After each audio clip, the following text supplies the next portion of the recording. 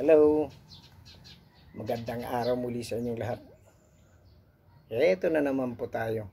Ako po, mag-unbox po ng Temu online orders. Dalawa lang po ito, kaya mabilisan lang ito. Okay po, umpisahan ko na para matapos na kagad. Ito po yon, standard protocol, minimum alcohol pa rin.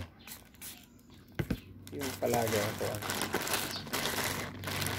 Tingnan lang po natin to para makita natin yung on record kung ano ito siya. Yan, andyan pati yung QR code yan. Ngayon po ito, makikita mo siya may nakalagay na COD. Ibig sabihin hindi ko ito binayaran sa Gcash ko, kasi ang nakalagay COD. Pagdating dito, saka ko ito binayaran. Okay. Ganun pa rin. Sa dulo po tayo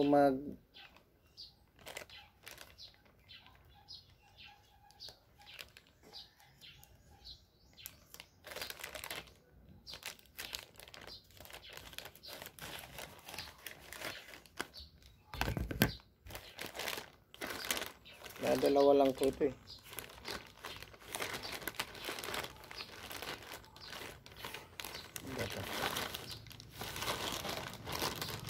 Saka meron isang po na ito.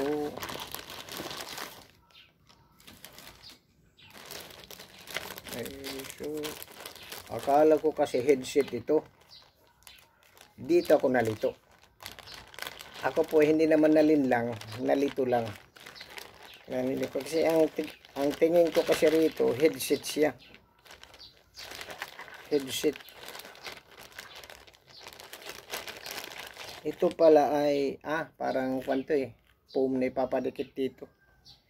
Dito sa ilalim ito para hindi mag-slide. Ito po. Ito po, para dito, nakikita niyo po yan, may mga round kasi po, nakaganyan yan. Ngayon ito, nakadikit siya ngayon dyan. Ito. Didikit mo na siya ng ganyan. Idikit na natin para magkaalaman na. Ito, ididikit mo na siya ng ganyan. Yan. Apat na yan, idikit mo na. Idikit mo na kagad ng, ayan ilagay mo lang yan dyan padikit mo lang ganyan. Kasi mayroon na siyang kuwan automatic na po siya pero hindi mo na yan pwedeng tanggalin.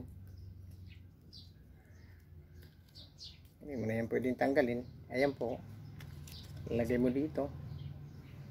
Yan lang sa loob. Ang purpose niyan, pag nilagay mo dyan, hindi siya masyadong hindi mag-i-slide. Nag-i-slide kasi ito tapon na natin yan, wala nang gamit. Ito dito lang ata. Yan lang. Kasi nga tinignan ko yung presyo nito, ang mura naman, hindi nga umabot ang $100. Sabi ko headset, lalagyan lang pala ito. Ito pala ang tinatawag na one piece head shelf multifunctional mobile phone and tablet universal desktop shelf hanger, kasi pwede mo isabit dito.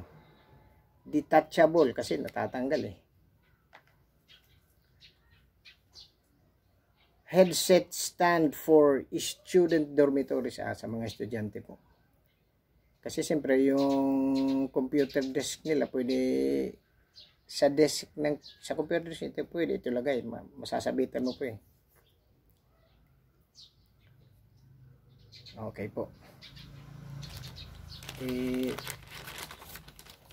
Tatanggalin ko lang yan, pero kukunin ko na yan. Ayusin ko na, ilalagay ko na. Ito naman, parang common na ito sa inyo kasi nakabili ako nito sa Shopee. Ang problema lang nang nabili ko sa Shopee ng ganito, rechargeable din. Ang problema lang, hindi pa nga isang oras nawawala na ng power. Ibig sabihin, pag nag-brownout, 1 oras lang ang gamit mo, ay kailangan mo naman i-recharge ulit. Kung hindi, ay wala. Pero kung may power banks ka naman, okay lang. Ay pag nag-charge ka naman, 3 oras eh. Kaya lang matagal din. Ito po, kuan po ito eh. Rechargeable fan po ito. Ito po yung sinasabing fan LED digital display fan. Parang mas magandang uri ito kaysa sa nabili ko. Medyo maganda ang kanyang quality nito. LED display, real-time power. Ay, mayroon pala siyang real-time power. Makikita mo kung palubat na at hindi malulubat. Release your hands. Ay, pwede pala isabit sa liig. Yan o. Intelligent 5 gear. Ibig sabihin, 3 ang kanyang pindutan ng speed niya. Long endurance. Ito ang medyo maganda-ganda kasi mayroong long endurance. Tapos removable mask, yung pinakaibabaw, yung cover ng propeller. Mayroon siyang LED display, may fan switch, ayan o.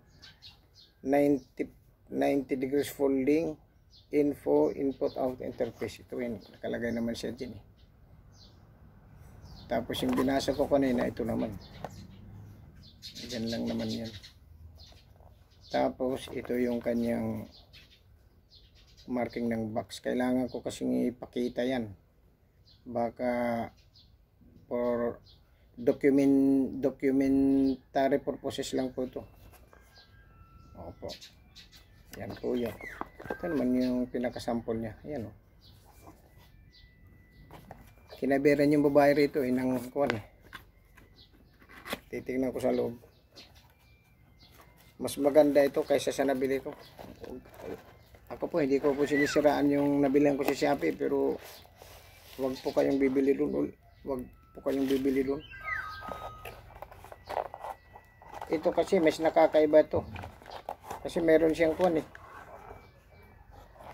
Meron siyang power display. Ibig sabihin nun,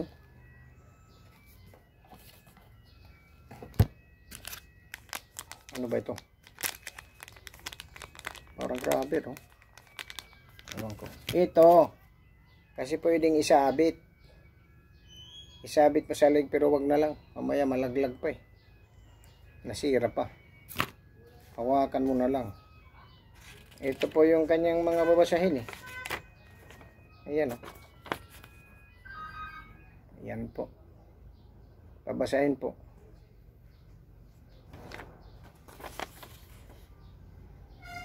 Okay. Yan po yung babasahin. Tingnan na natin to kung ano ba. Ay, yun nga. Nakita ko na ito. Yung hinahawakan lang siya. Mayroon po siyang itong USB cable para pag-charge po. For charging po naman yan. Tapos, ito po, pinaka dito sa stand. Alam ko na ito na nandito, ilalagay yan dito sa ilalim para hindi mag-slide.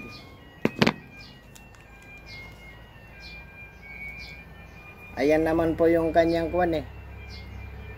Ayan o. Yung USB pag-charge niya dito.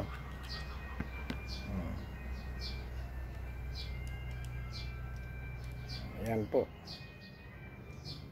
Tapos makikita niyo po siya, may protection pa siya. Andito yung power switch niya eh. Malalaman ito kung nag-switch to. Ayun. Nahanginan na si Mr. LDCJR. Opo. Ayan po. Sarap. Para akong nasa kuan eh. Para akong nasa heaven. Galing sa kainitan. Ayan po. Tingnan niyo po. May nakalagay sa kanya. Anong nakalagay dyan? 48%. Ibig sabihin, 48% na lang ang power niya. Pindutin pa natin ang isa. Ayun. lumakas ng konti. Narinig nyo? Oh, oh. Tingnan mo ito, ilinipad na eh. Ayan oh. Mas maganda-ganda ito. Baka bumili pa ako uli nito. Ayan po. Hindi ka na magpapaypay. Ito kasi, itong stand na to, ito, pangatlo, mas malakas. Pero malakas naman kumain ng kuryente. Ayan o. Ay, mas lumakas pa. Ay, naku, lumakas pa rin. Ayun. Ang dami pala. Ulitin ko nga. Bilangin ko. Parang 5 eh. 1. 1. Pakinggan nyo ha. Maririnig yung hangin. 1. 2. 2. 2. 3. 3 yan. Pindutin ko pa ulit. 4. Pilit pa din support. Pindutin ulit. 5. Ay, malakas yung 5. Oh, wala na 6. Ganon.